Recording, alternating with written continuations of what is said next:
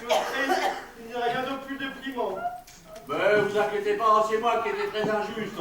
Hein? Allez, ça reviendra. Depuis hier, je n'arrive plus à faire rire plus personne.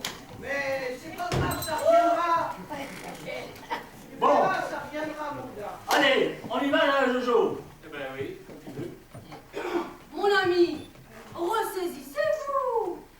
Vous n'avez pas dans l'idée de me quitter pour aller vivre avec cette bande de marioles. Cette bande de marioles, comme tu dis, sont des personnes qui sont tout à fait respectables et qui font pas de manière, elles. Décidément, vous resterez toujours un homme du peuple. Eh ben, Georgette, qu'est-ce qui vous arrive? Moi, je suis triste de voir monsieur partir. Oh, vous inquiétez pas. Je vous promets, je vous réserve une place au zoo. Ben, c'est bien là qu'on met les panthères, non? Hein? Georgette, qu'avez-vous à dire? Oh, j'ai honte, madame, j'ai honte, madame. J'ai honte. Eh, dites-moi, vous savez pas besoin d'un clown par hasard? On ne doit pas s'amuser tous les jours dans votre communauté. Hein. Ouais, Jojo, on le prend avec nous. Ah oui. Ah, d'accord. Parce que tu vois, les bergers s'ennuient comme des ravaures dans la montagne. Ils ont besoin des gars de ton genre pour les divertir un petit peu. Oui, c'est vrai. C'est-à-dire qu'on raconte tellement de choses sur les mœurs des bergers qui vivent seuls le jour de leur femme que... Après tout, t'as qu'à venir chez nous. Hein? Ben justement, j'aimerais autant qu'ils ne s'attachent pas à moi, si vous voyez ce que je veux dire. Après tout, si tu crois leur faire peur, t'auras qu'à faire ton spectacle devant leur chèvre. Eh, vous foutez pas de moi, vous, hein? Ben non, et Sarah a raison. Et Sarah a raison, tu sais que les chèvres donnent davantage de lait quand on les distrait bien. Ah, si c'est comme ça, pas pour les chèvres, alors. Bon, allez, tout le monde dans la camionnette, on est parti. Oui. Allez hop. Attends, la montagne, tu vas voir. Je remets mon casque avec ce que j'ai. Il y a des frigidaires dans ta camionnette. C'est que cette horreur? T'as un porte-bonheur. Ça se voit pas? Enlevez-moi ça, tout de suite, vous avez l'air d'abonner. Eh ben, s'il me plaît, moi, d'avoir l'air d'un bonnet, hein? Hubert, je vous en conjure, ne me quittez pas, quittez sur les bouches une deux bonbons buccés, ça ne se fait pas. Eh ben, tu vois, j'inaugure. Et puis, tu sais ce que je leur dis, moi, aux deux bonbons Busset? Eh ben, je leur dis d'aller se faire foutre. Oh! Jojo, démarre la camionnette, j'arrive! Oh! Vous et votre fils! Quoi? Moi et mon fils. Il a eu bien raison de vous remettre à votre place, mon père. Oh, celle-là, avec son accent de patate chaude dans la bouche, l'aristo, elle commence à le courir sur le haricot.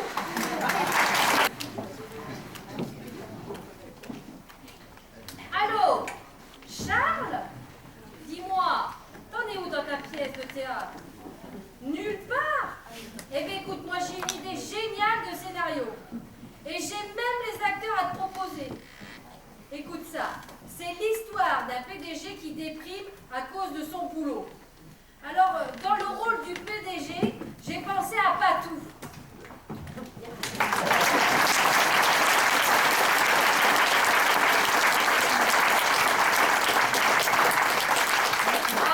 Yolande, sa femme. Une aristocrate prétentieuse l'emmène en convalescence dans un pavillon de vacances. Sa femme serait Frédéric.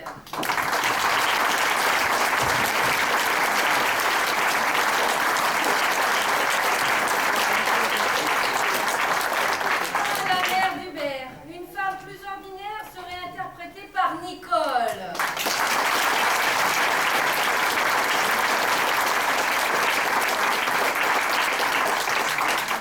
Nicole, la mère a demandé à un clown de dériter son fils. Ce rôle reviendrait à Laurent.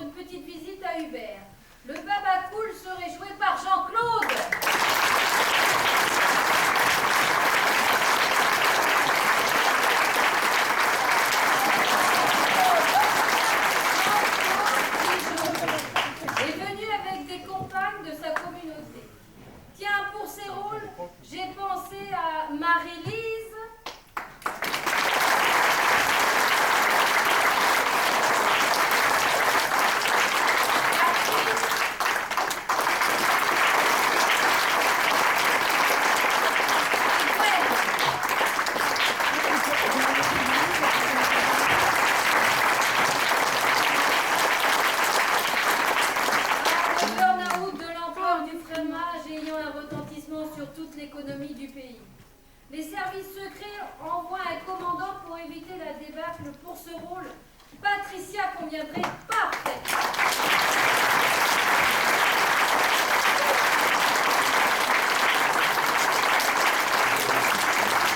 Ah, Patricia Commandant a pour mission de remplacer Hubert Boursicot par un sosie. Qui d'autre que Patou pourrait faire ce sosie?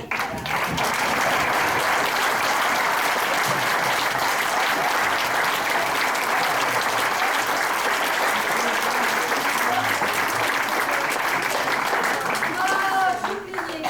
Frédéric dit Yolande a décidé de le faire examiner par un psychiatre.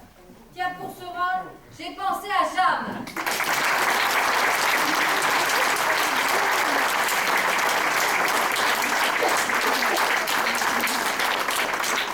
Dis-moi, je vais te passer ma patronne qui a quelque chose à te dire. Je te passe la bourgeoise. Madame. Allô? Yolande de Beaumont-Musée à l'appareil. Oui, merci mon brave, merci. Donc évidemment, chez tout bourgeois qui se respecte, il faut une bonne. Le rôle reviendrait à Marie-France.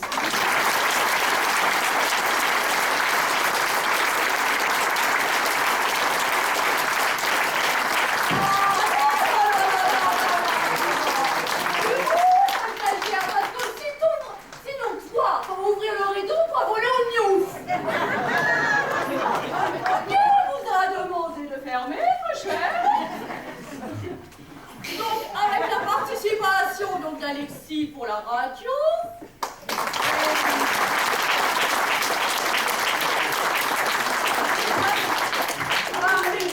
Avec Lise aussi qui nous souffle, mais toujours reparti. Voilà, elle est là.